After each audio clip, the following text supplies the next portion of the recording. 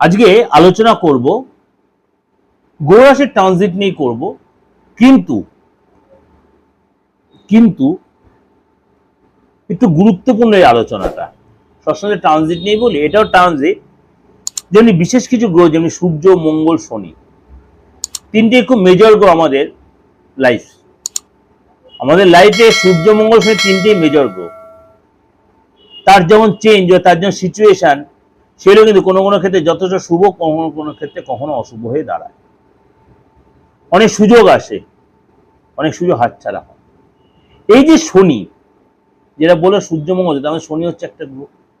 শনি মীন রাশিতেই কিন্তু এখন আপাতত থাকবে। এখানেই বক্রি হবে, এখানেই মার্গী হবে, এখানেই অস্ত হবে, এখানে উদয় হবে, এখানেই নক্ষত্রে যাওয়া হবে, এখানেই হবে। অর্থাৎ মীন রাশিতেই, জলরাশিতেই, বৃহস্পতি রাশিতেই থাকবে। সুতরাং এইখানে কিন্তু আগামী যে দিনগুলো আপনাকে একটু সতর্ক থাকতে, কেন থাকতে হবে? এর সাথে আরো দুটো গ্রহ, কোন দুটো গ্রহ? আবার হচ্ছে সূর্য এবং মঙ্গল। সূর্য এবং মঙ্গল, মঙ্গল হচ্ছে ক্রূর গ্রহ, শনি হচ্ছে ক্রূর গ্রহ, সূর্য হচ্ছে রাজা। এসে কিন্তু আপনাকে কেরিয়ারের ক্ষেত্রে বলুন, আর্থিক ক্ষেত্রে বলুন, কাজের জায়গা বলুন, রিলেশনের জায়গাটা বলুন, কিন্তু আপনাকে একটু সতর্ক থাকতে হবে 12 রাশির ক্ষেত্রে। কিরকম কি কারণ? তার মধ্যে কোন কোন রাশির বেশি সতর্কতা, বা কোনো কাজ আটকে যাওয়া, ইচ্ছা আটকে থাকা, সুযোগ আটকে যাওয়া, কোনো কাজ শুরু হতে গিয়ে ফ্যাক্টর, কোন কোন রাশির জন্য একটু সতর্ক এবং সংযত থাকতে হবে, বা কোন কোন রাশির জন্য ভালো সময়ও আসছে। সবসময় খারাপ হবে তা না, ভালোও হবে। চলুন তাহলে আলোচনা করি আপনাদের রাশিগুলো নিয়ে। প্রথমে বলি বৃষ রাশি। বৃষ রাশির জন্য কিন্তু এই সময় কিন্তু আপনাকে একটু সতর্ক, সচেতন থাকতে হবে, মাথা ঠান্ডা রাখতে হবে, ডিপ্লোম্যাটিক হতে হবে। টেনশন নিলে চলবে না, ঘুমাতে হবে, ঘাবড়ে যাবেন না। শত্রুরা আপনাকে প্রচন্ড চাপে রাখার চেষ্টা করবে, আপনাকে টেনশন দেবে, উত্তেজিত করার চেষ্টা, কিন্তু আপনি উত্তেজিত হলে কিন্তু আপনার সুযোগ হাতছাড়া হবে।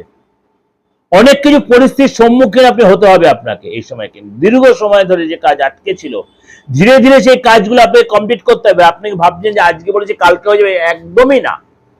তর্ক বিতর্ক এড়িয়ে চলবেন। অফিসে আপনার কাজের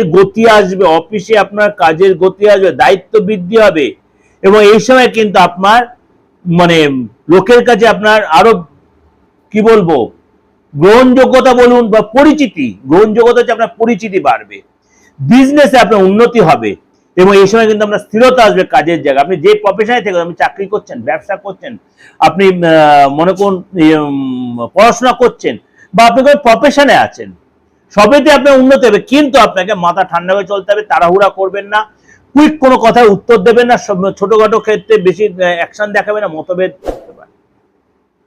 নিজের যে ইচ্ছাটা, সেটা অবশ্যই নিজেকে পাঁচবারে যাচাই করে নেন, তাহলে আপনি সেখানে ডেভেলপ পাবেন। এটা ওভারঅল একটা আলোচনা করলাম, অবশ্যই আপনাদের ভালো লাগবে। ভালো হলে অবশ্যই লাইক করবেন, যোগাযোগ করতে অবশ্যই বুকিং ফোন করবেন 89109733359433960106। নমস্কার, ভালো থাকবেন।